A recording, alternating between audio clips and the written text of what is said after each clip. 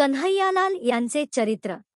कन्हैयालाल चतुर्वेदी 1910 ते 1982, ज्यांना फक्त कन्हैयालाल या नावाने ओळखले जाते, हे एक प्रमुख भारतीय चरित्र अभिनेता होते ज्यांनी आपल्या अष्टपैलू अभिनयाद्वारे हिंदी चित्रपटसृष्टीवर अमिट छाप सोडली.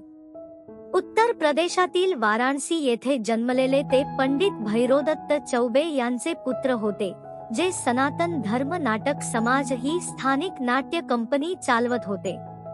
त्याच्या कलात्मक आकांक्षांना त्याच्या वडिलांचा सुरुवातीला विरोध असूनही तरुण कन्हैयालालच्या कला सादर करण्याच्या आवडीमुळे त्याला त्याच्या वडिलांच्या थिएटर कंपनीमध्ये पडद्यामागे काम करण्यास प्रवृत्त केले.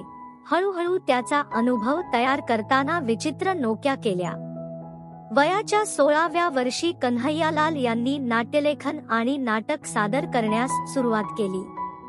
त्यांच्या किशोरवयात वडिलांच्या मृत्यूनंतर त्यांनी आणि त्यांच्या भावांनी कुटुंबाची नाटक कंपनी चालवण्याचा प्रयत्न केला.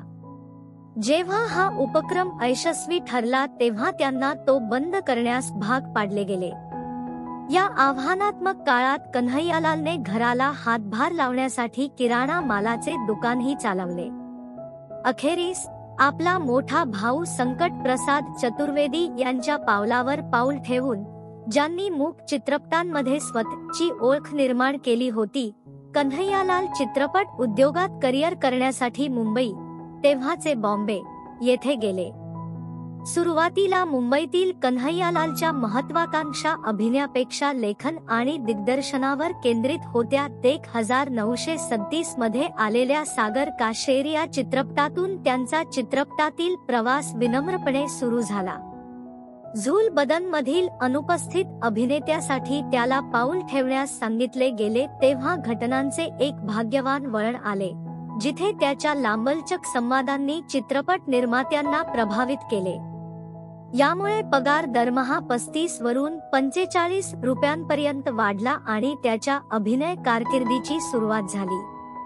मेहबूब खानच्या औरत 1940 या चित्रपटाने त्यांची प्रगती झाली, जिथे त्यांनी सुखीलाला या षड्यंत्री सावकाराची संस्मरणीय भूमिका साकारली.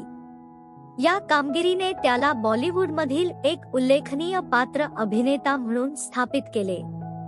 हिंदी चित्रपटसृष्टीतील पहिल्या ऐतिहासिक चित्रपटात कन्हैयालालने 17 वर्षांनंतर मेहबूब खानच्या 1957 मधील मदर इंडिया रिमेकमध्ये याच भूमिकेची पुनरावृत्ती केली. एवढ्या महत्त्वपूर्ण कालावधीत समान भूमिका साकारणारा पहिला अभिनेता बनला. 4 दशकांहून अधिक काळ चाललेल्या त्याच्या कारकिर्दीत कन्हैयालाल 150हून अधिक चित्रपटांमध्ये दिसले, ज्यात अनेकदा जटिल पात्रे सखोलता आणि सत्यतेसह चित्रित केली. त्यांच्या उल्लेखनीय कामांमध्ये बहनीन 1941 सारख्या चित्रपटांमधील भूमिकांचा समावेश होता, जिथे त्यांनी मोती ही एक दयाळूपणे उचलून धरली होती, आणि 1955 मध्ये देवदास, 1961 मध्ये गुंगा जमुना, 1967 मध्ये उपकार आणि उपकार सारख्या अभिजात चित्रपटातील महत्त्वपूर्ण भूमिका केल्या होत्या. 1978 मध्ये सत्यम शिवम सुंदरम. त्यांच्या वैयक्तिक आयुष्यात कन्हैयालाल यांनी तरुणांशी लग्न केले आणि मजबूत पारंपरिक मूल्ये जपली. पाश्चिमात्य पोशाखापेक्षा धोतर आणि कुर्ता घालण्यास प्राधान्य देत तो त्याच्या विशिष्ट देखाव्यासाठी ओळखला जात असे.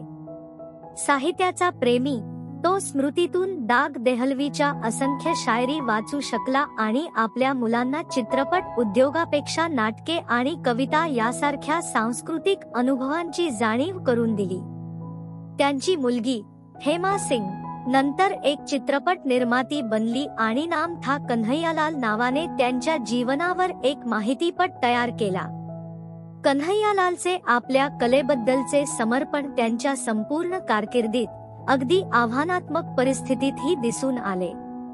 1981 मध्ये हम 5 चे चित्रीकरण करताना कोसळलेल्या घराच्या दृश्यादरम्यान त्याला गंभीर दुखापत झाली, परंतु वैद्यकीय मदत घेण्यापूर्वी शूट पूर्ण करण्याचा आग्रह धरला.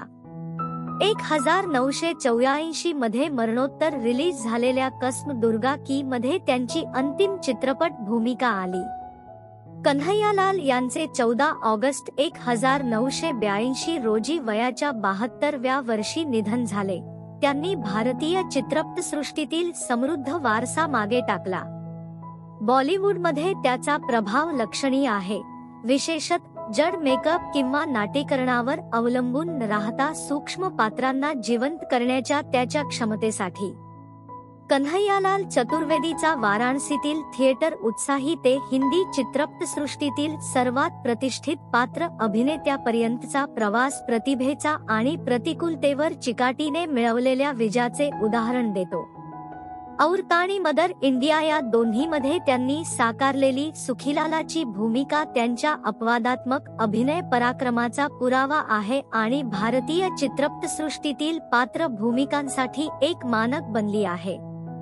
जरी अनेकदा विरोधी म्हणून, विशेषतः षड्यंत्री सावकार आणि जमीनदार म्हणून टाइपकास्ट केले असले तरी, प्रत्येक भूमिकेत सखोलता आणि सत्यता आणण्याच्या त्याच्या क्षमतेने त्याला त्याच्या समकालीनांपेक्षा वेगळे केले.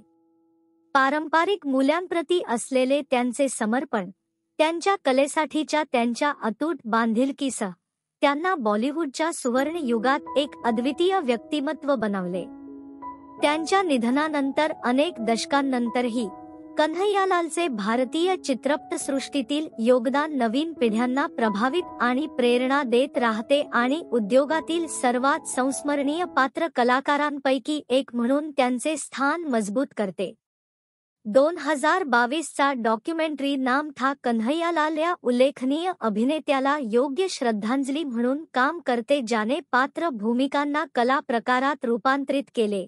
हे सिद्ध करते की कधीकधी सिनेमातील सर्वात आकर्षक कथा लीड्सद्वारे नाही तर कथा आणणाऱ्या पात्रांद्वारे सांगितल्या जातात.